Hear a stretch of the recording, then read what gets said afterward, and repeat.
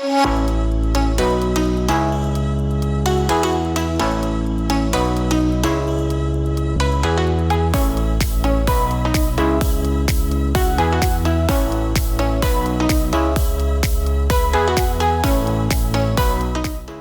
வணக்கம். நான் Hema Subramanian. Welcome to home cooking Tamil.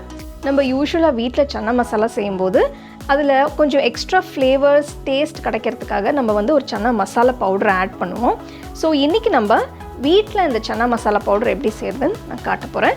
அதோட இந்த பவுடர் யூஸ் பண்ணி ஒரு சிம்பிளான சன்னா மசாலா எப்படி செய்கிறதுன்னு பார்க்க போகிறோம்.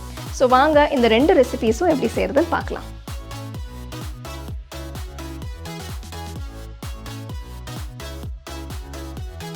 சன்னா மசாலா தூள் செய்ய நான் தேவையான பொருட்களை வறுத்துக்கிறேன். முதல்ல ஒரு 12 காஷ்மீரி மிளகாய் போட்டுக்கிறேன். பட்டை சில துண்டுகள், 10 பச்சை ஏலக்காய், 2 கருப்பு ஏலக்காய் சேர்க்குறேன்.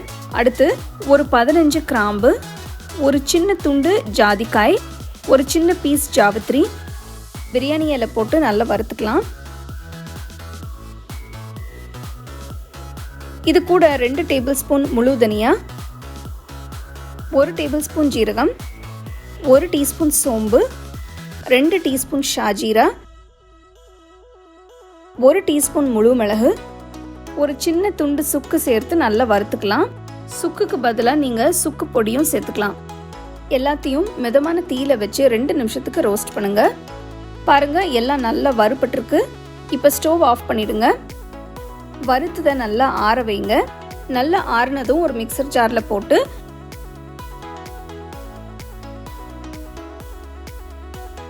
1 டீஸ்பூன் கருப்பு உப்பு, 1 டீஸ்பூன் ஆம்ச்சூர் பொடியும் போட்டு நல்லா பொடிச்சு எடுத்துக்கோங்க.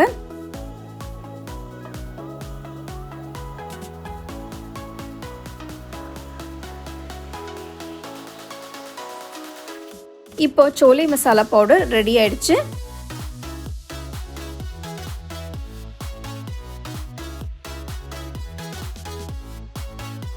சன்னா மசாலா செய்ய கடாயில் 1.5 டேபிள் ஸ்பூன் எண்ணெயை ஊற்றுங்க.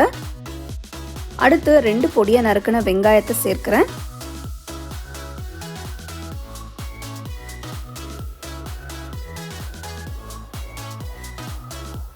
வெங்காயம் நல்ல பொன்னிறமாக வதங்கினதும் 2 டீஸ்பூன் இஞ்சி பூண்டு பச்சை மிளகாய் விழுது சேர்க்கிறேன்.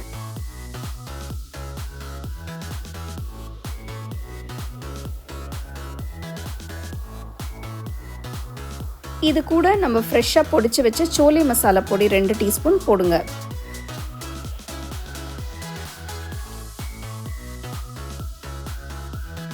இந்த மசாலா போட்டு நல்லா கலந்து விட்டதும் தக்காளி விழுத ஊற்றிக்கலாம்.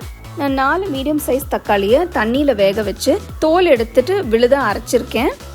சோலை மசாலா பொடியும் தக்காளி விழுதும் நீங்கள் எடுத்துருக்கிற சன்னாவோட அளவுக்கு தகுந்த மாதிரி போட்டுக்கோங்க.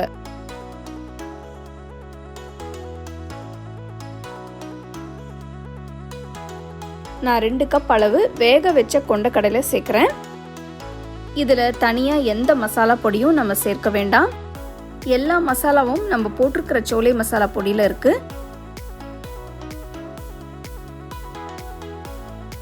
உங்களுக்கு தேவையான அளவு உப்பு போட்டுக்கோங்க.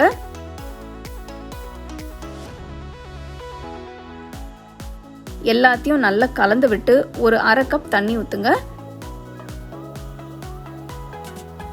கடாயை மூடி ஒரு 10 நிமிஷம் அடுப்பை லோ ஃப்ளேமில் வச்சு வேக விடுங்க. சன்னா மசாலா ரொம்ப நல்லா வந்திருக்கு, ரொம்ப வித்தியாசமாகவும் இருக்கு. கடைசியாக கொஞ்சம் நறுக்கின கொத்தமல்லி தூவுங்க. சன்னா மசாலா ரெடி ஆயிடுச்சு. அடுப்பை ஆஃப் பண்ணிடுங்க.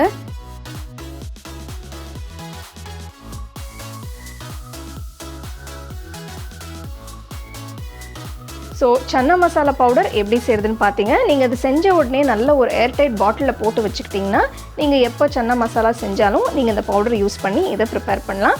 இது நீங்கள் பூரி சன்னா இல்லைனா சப்பாத்திக்கு கூட செய்யலாம். ரொம்ப நல்லாயிருக்கும். டேஸ்ட் ஃப்ளேவர்ஸ்லாம் ரொம்பவே பிரமாதமாக இருக்கும்.